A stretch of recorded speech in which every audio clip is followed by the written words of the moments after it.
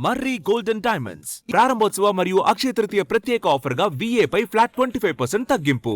మర్రి golden diamonds, Kukatpally, Hyderabad.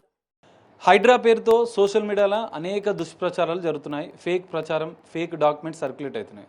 So ఇప్పటివరకు కూడా అనేకంగా ఈ విధంగా జరిగాయి. కానీ ఇప్పుడు ఏకంగా chief justice, high court chief justice పేరుతో CM Revanth Reddy Hydraa commissioner chief justice ముందు వ్యక్తిగతంగా హాజరు కావాలంటూ ఒక ఫేక్ నోటీస్ అనేది నిన్న మొత్తం సోషల్ మీడియాలో సంచలనంగా మారింది. ఇది సోషల్ మీడియాలో కూడా పెద్ద ఎత్తున ప్రచారం జరుగుతుంది. ఈ షేర్ చేసిన వాళ్ళపైన, దీన్ని క్రియేట్ చేసిన వారిపైన చర్యలు తీసుకోవాలంటూ HYDRAA commissioner Ranganath Hyderabad cyber crime పోలీసులకు ఫిర్యాదు చేశారు. సో ఇప్పుడు సైబర్ క్రైమ్ పోలీసులకు అసలు ఏమని ఫిర్యాదు చేశారు, కేసు ఎలా దర్యాప్తు జరుగుతుందనే అంశాలు తెలుసుకుందాం. ప్రస్తుతం మనతో పాటు cyber crime CI Satish Reddy ఉన్నారు. ఒకసారి వారితో మాట్లాడదాం. సార్ చెప్పండి, ఇప్పటికే హైడ్రాకి సంబంధించి అనేక ఫేక్ ప్రచారాలు జరుగుతున్నాయి. కానీ ఇక్కడ హైకోర్టు నోటీసు పేరుతో ఒక ఫేక్ ప్రచారం జరుగుతుంది. దాన్ని క్రియేట్ కూడా చేశారు యాజ్ ఇట్ ఈస్గా. సో దీనిపైన మీకు ఏమని ఫిర్యాదు అండి? నమస్తే అండి. మాకు నిన్ననే దీని మీద ఫిర్యాదు రిసీవ్ చేసుకోవడం జరిగింది. హైడ్రాకు సంబంధించి వాళ్ళ పేరు మీద సీఎం రేవంత్ రెడ్డి గారికి, రంగనాథ్ సార్ గారికి ఇద్దరికి కూడా ఒక నోటీస్ హైకోర్టు ఇష్యూ చేసినట్టుగా, వాళ్ళని పర్సనల్ అపియరెన్స్ చేయమన్నట్టుగా సోషల్ మీడియాలో బాగా వైరల్ చేశారు. దానికి సంబంధించి నేను రాత్రి కంప్లైంట్ తీసుకోవడం జరిగింది. దాంట్లో ఇన్వెస్టిగేషన్ జరుగుతుంది. ఇది పూర్తిగా అవాస్తవం అండి. దీంట్లో ఎలాంటి నిజం లేదు. అది పూర్తిగా ఫేక్ డాక్యుమెంటు. అది ఎవరైతే తయారు చేశారో దాని మీద మేము ఆల్రెడీ ఇన్వెస్టిగేషన్ స్టార్ట్ చేసింది. కఠిన చర్యలు తీసుకుంటాము.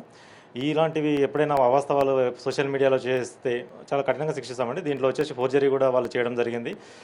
ఫేక్ న్యూస్ కూడా చేస్తున్నారు. అది కూడా గవర్నమెంట్ హైకోర్టు నేమ్ యూజ్ చేశారు. చీఫ్ మినిస్టర్ గారి మీద ప్లస్ రంగనాథ్ సార్ మీద, వీళ్ళందరి మీద కూడా చాలా పెద్ద స్థాయిలో అనవసరమైన అసత్య ప్రచారాలు చేస్తున్నారు. కాబట్టి ఇది ఫోర్జరీ కూడా ఉంది. కాబట్టి దీంట్లో వాళ్ళు 100% ఎవరైతే ఉన్నారో వాళ్ళ కారకులు మేము ఖచ్చితంగా పట్టుకొని వాళ్ళను రిమైండ్ కూడా చేయడం జరుగుతుంది. ఎవరు కూడా ఇలాంటి విషయాలను నమ్మకండి, ముందు ఫార్వర్డ్ కూడా చేయకండి. ఫార్వర్డ్ చేసిన వాళ్ళు కూడా ఎవరైతే క్రియేట్ చేశారో వాళ్ళతో సమానంగా వాళ్ళ మీద కూడా శిక్ష ఉంటుంది. కాబట్టి ఎవరికైనా అలాంటి దృష్టికి వస్తే మీరు దాన్ని అక్కడికే ఆపేయండి, దాన్ని డిలీట్ చేయండి. ఎట్టి పరిస్థితుల్లో కూడా మళ్ళీ మీరు దాన్ని ఫర్దర్గా గ్రూప్స్లలో కానీ లేకుంటే మీ ఛానల్స్లో కానీ ఎప్పుడు కూడా షేర్ చేయకండి. ఇది పూర్తిగా అవాస్తవం అండి. ఇది ఫేక్ న్యూస్. రెగ్యులర్గా సోషల్ మీడియాలో అనేక ఫేక్ ప్రచారాలన్నీ జరుగుతుంటాయి. కానీ ఇక్కడ హైకోర్టుకు సంబంధించిన నోటీసు సీఎం గారి పేరు, అంటే సీఎం పేరు పెట్టి సీఎం వ్యక్తిగతంగా హాజరు కావాలంటే దీన్ని ఎట్లా తీసుకుంటారు? అంటే దీన్ని కొంచెం సైబర్ క్రైమ్ పోలీసులు ఎట్లా దర్యాప్తు? అంటే గవర్నమెంట్ స్థాయిలో హైకోర్టు పేరు యూజ్ చేసుకొని ఇలాంటి అంటే హైకోర్టు కానీ గవర్నమెంట్ అంటే కొంచెం నమ్మకంగా ఉంటుంది పబ్లిక్లో. ఇలాంటి పేర్లు, ఆ స్టాంపులు, ఆ పేర్లు యూజ్ చేసుకొని చేయడం వల్ల జనాలు ఏంటంటే తొందరగా నమ్మడానికి ఆస్కారం ఉంటుంది. సో ఇలాంటి తప్పుడు వార్తలు ప్రసారం చేసే వాళ్ళకి, క్రియేట్ చేసే వాళ్ళకు మేము ఖచ్చితంగా గుణపాఠం లాగా ఉంటుందండి. వాళ్ళకి ఖచ్చితంగా మేము తగిన చర్యలు తీసుకుంటాము. వాళ్ళకు మామూలు వాటికన్నా కూడా గ్రావిటీ అనేది ఎక్కువ ఉంటుంది. ఎందుకంటే పేరున్న హైకోర్టును కానీ, గవర్నమెంట్ హైకోర్టు పేర్లు కానీ, ముఖ్యమంత్రి గారి పేరును కానీ ఇలా మిస్యూజ్ చేయడం అనేది వాళ్ళ స్వలాభం కోసం చాలా తప్పుడు చర్య. కాబట్టి దీని మీద తీవ్ర స్థాయిలో వాళ్ళ మీద చర్య ఉంటుంది.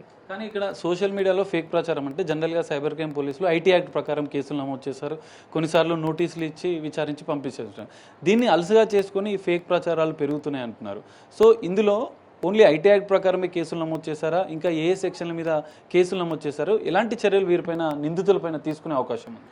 దీంట్లో ఐటీ యాక్ట్ ఉందండి, ఫోర్జరీ కూడా ఉన్నది. కాబట్టి ఐటీ యాక్ట్ అనేది మనకు నాన్ బెయిలబుల్లే, అది బెయిలబుల్ ఏం కాదు. ఐటీ యాక్ట్ మొత్తం కూడా మనకు నాన్ బెయిలబుల్ ఉంటుంది. సో ఖచ్చితంగా రిమాండ్ అనేది వీళ్ళు తీసుకుని ఇంతకుముందు ఎన్నో సెక్షన్లు చేస్తాం, ఇప్పుడు కూడా చేస్తాము. ఫోర్జరీ ఉంటుంది, ఇది కూడా నాన్ బెయిలబుల్. సో వీళ్ళలో ఖచ్చితంగా వాళ్ళు జైలుకు వెళ్ళడానికి ఆస్కారం ఉంటుంది. కాబట్టి ఎవరు కూడా ఇలాంటి వాటిని, మళ్ళీ చెప్తున్నాము, ఎవరు కూడా వీటిని ఫార్వర్డ్ చేయకండి. ఇలాంటి సృష్టించిన అనవసరంగా కోరి కష్టాలు తెచ్చుకోవద్దండి. ఫేక్ న్యూస్ పైన కఠిన చర్యలు ఉంటాయి. సో దీనిపైన ఓవరాల్గా ఇప్పటికే మిగతా సెక్షన్ల ప్రకారం కూడా కేసులు నమోదు చేశామన్నారు. అసలు ఎవరు ఈ ప్రచారం చేశారనేది ఇప్పటివరకు మీరు ఐడెంటిఫై చేశారా? ఏ ఏ ప్లాట్ఫామ్స్ మీద ఈ ప్రచారం అనేది జరుగుతుంది, ఎవరు క్రియేట్ చేశారనేది ఎట్లా గుర్తిస్తారు మీకు? మేము రిసీవ్ చేసుకున్న కంప్లైంట్లోనైతే ఫేస్బుక్లో ఇది సర్క్యులేట్, సోషల్ మీడియా ఫేస్బుక్లో అవుతున్నట్టుగా మేము గుర్తించాము.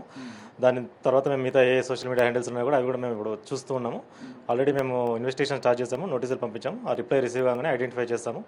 తప్పకుండా తొందరగా చర్య తీసుకుంటాం. ఫైనల్గా 2 విషయాలు ఇక్కడ క్రియేట్ చేసింది ఒకరు, సోషల్ మీడియాలో సర్క్యులేట్ చేసింది వేలాది మంది, లక్షలాది మంది ఉంటారు. సో ఇంతమంది పైన ఎట్లా చర్యలు తీసుకోబోతున్నారు? ఇక్కడ క్రియేట్ చేసిన వారికి ఎలాంటి చర్యలు ఉంటాయి, సర్క్యులేట్ చేసిన వారికి ఎలాంటి చర్యలు ఉంటాయి?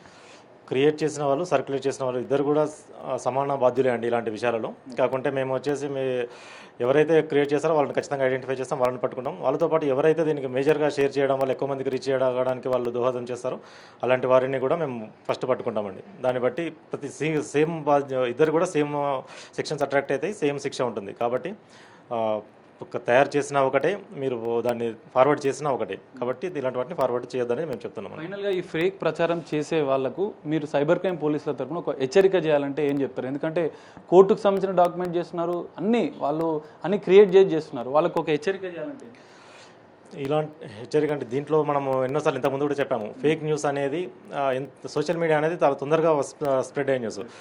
దాన్ని యూజ్ చేసుకొని మీరు ఫేక్ న్యూస్ ఏదైనా చేయగలమని కూడా ఖచ్చితంగా మేము పట్టుకోగలం. పట్టుకున్న తర్వాత ఇందులో వచ్చేసి మనం ఖచ్చితంగా జైలుకు వెళ్తారు, మీ భవిష్యత్తు అనేది నష్టపోతారు. అది మంచిది కాదు. కాబట్టి ఖచ్చితంగా ఇలాంటి వాటికి పాల్పడకండి. Thank you.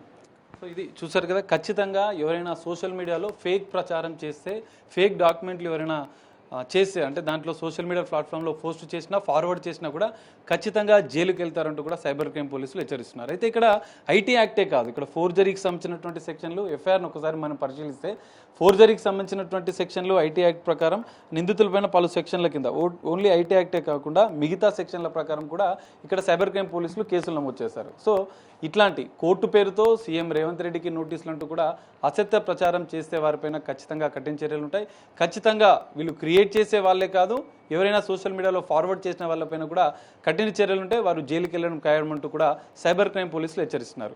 మరి ఈ హైడ్రా పైన హైకోర్టుకు సంబంధించినటువంటి చీఫ్ జస్టిస్ పేరుతో వచ్చినటువంటి ఈ ఫేక్ నోటీసు వెనుక ఎవరున్నారు, ఎవరు క్రియేట్ చేశారు, ఎవరెవరు ఫార్వర్డ్ చేశారు, ఉద్దేశపూర్వకంగా హైడ్రా పైన బురద జల్లే ప్రయత్నం చేస్తున్నారు అనేది సైబర్ క్రైమ్ పోలీసుల దర్యాప్తులో వెల్లడే అవకాశం అయితే కనిపిస్తుంది.